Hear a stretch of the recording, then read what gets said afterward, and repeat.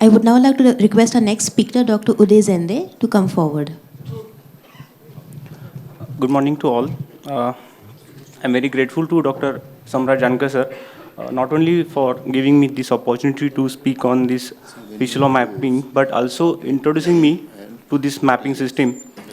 Because I did my DNB in 2013, and since then, whenever reporting, I use St. James University classification for the fistula. And when I joined here, one day Dr. Samraj sir came to the department and we were discussing one case, and he asked me some few key questions, and then he introduced me about the Rosanna school pattern of fistula mapping, and I found it very useful. So in 2017, Professor Arun sir had proposed this anal fistula mapping. It's a template for recording and reporting of anorectal sepsis. So what surgeon expect from the radiological fistula report? They want only four important things. First is the internal opening. The next is the relationship of the fistula with the sphincters. Third is the abscess or a tract or a secondary extension with respect to the different anogenital spaces. And the fourth is the external openings. And what we radiologists give as per St. James University classification is a detailed report about the fistula, because that we usually do, and we land up with the face of surgeon like this.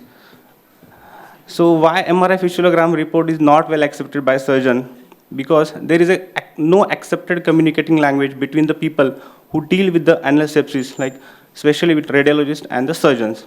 So this is the weakest link, and I'm sure that from today onward, this link will get stronger and stronger. So the anal fistula mapping documents the passage of anal sepsis from the internal opening to the end of the extent. It describes the direction of the tract and its relationship with the sphincter, and this system enables user to speak in the same language.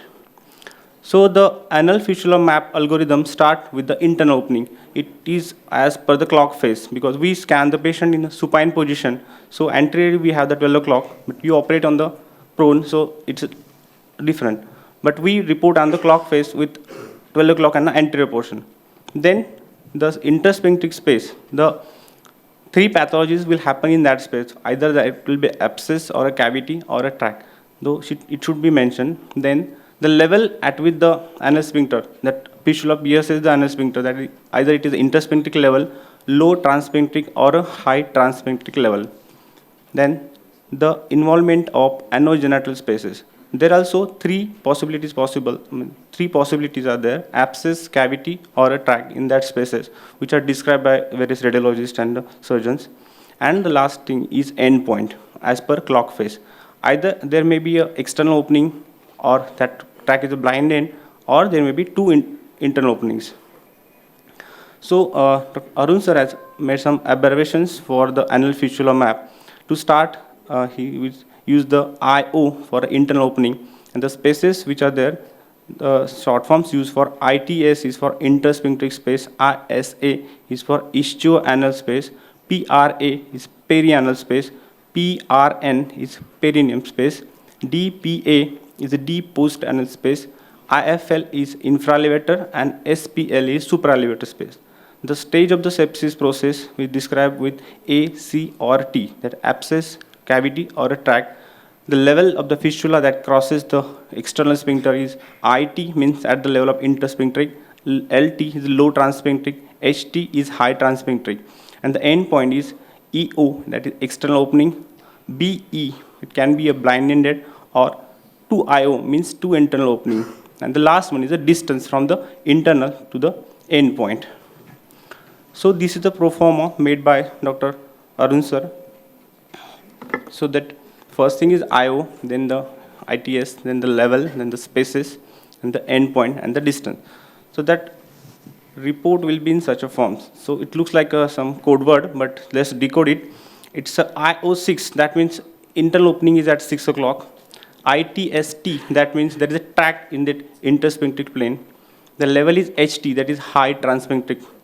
The spaces involved are IFLA and ISAA, means the infralevator space, there is abscess, ischioanal space, there is abscess.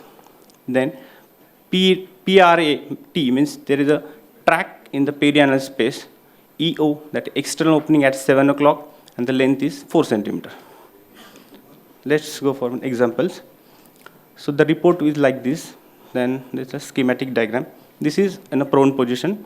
So we have a EIO6, that means internal opening at 6 o'clock. So this is the internal opening. It's a prone, that's why its internal opening is anteriorly now.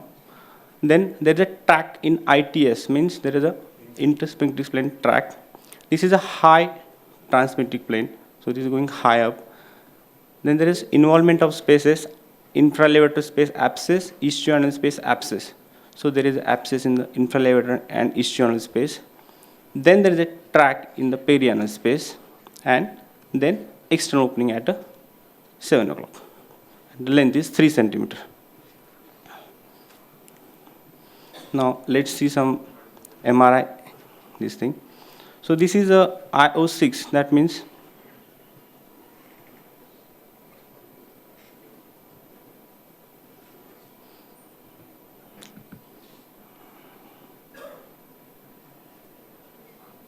I think it's not, I'll just show the key images. So IO6 means the internal opening at 6 o'clock position. This is a low transsphincteric level. There is a track in a ischioanal space. So there is a small track in ischioanal space. There is also an abscess in a ischioanal space. This is an abscess in ischioanal space. Then there is a track in a perianal space. We can see in cornel, this is a track in a perianal space. And there is external opening at 7 o'clock. The external opening at 7 o'clock position.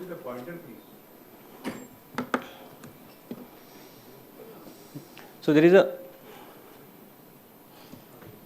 internal opening. You can see this is the anterior posterior. This is the internal opening at 6 o'clock. This is a low transsphincteric level. There is a track in a ischioanal space. So there is one track going in ischioanal space. Then there is an abscess in a ischioanal space. This is the abscess in a ischioanal space. Then there is a track in a perianal space. That abscess is tracking down in the perianal space. There is a track in perianal space. And there is an external opening at 7 o'clock. So there is an external opening at 7 o'clock. Don't you mention the side? Ischioanal space, right, left doesn't come. Yeah, that will be described in the entire report. Not in this line. Yeah, this is the just mapping. This is a second case. So this is a same internal opening at 6 o'clock position. There are two tracks. One is both in the intersphincteric plane. So one track is going this here and the other one is here. Then there is this is the intersphincteric level, and there is a track in perianal region. And there is an external opening at 5 o'clock. External opening 5 o'clock, and the length is 2 centimeter. So what are the benefits of fistula mapping? Any fistula classification can be extracted from this anal fistula map. So it works as an adjunct to any classification system, and it acts like a map to guide surgeons for surgical decision making. And it facilitates the common communication language which is lacking between the surgeon and the radiologist. Thank you.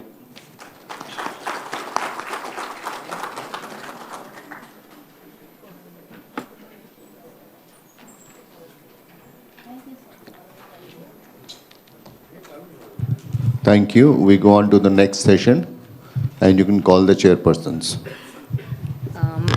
Thank you, speakers and moderators, for this wonderful session. The future of fistula management sure does look bright and promising.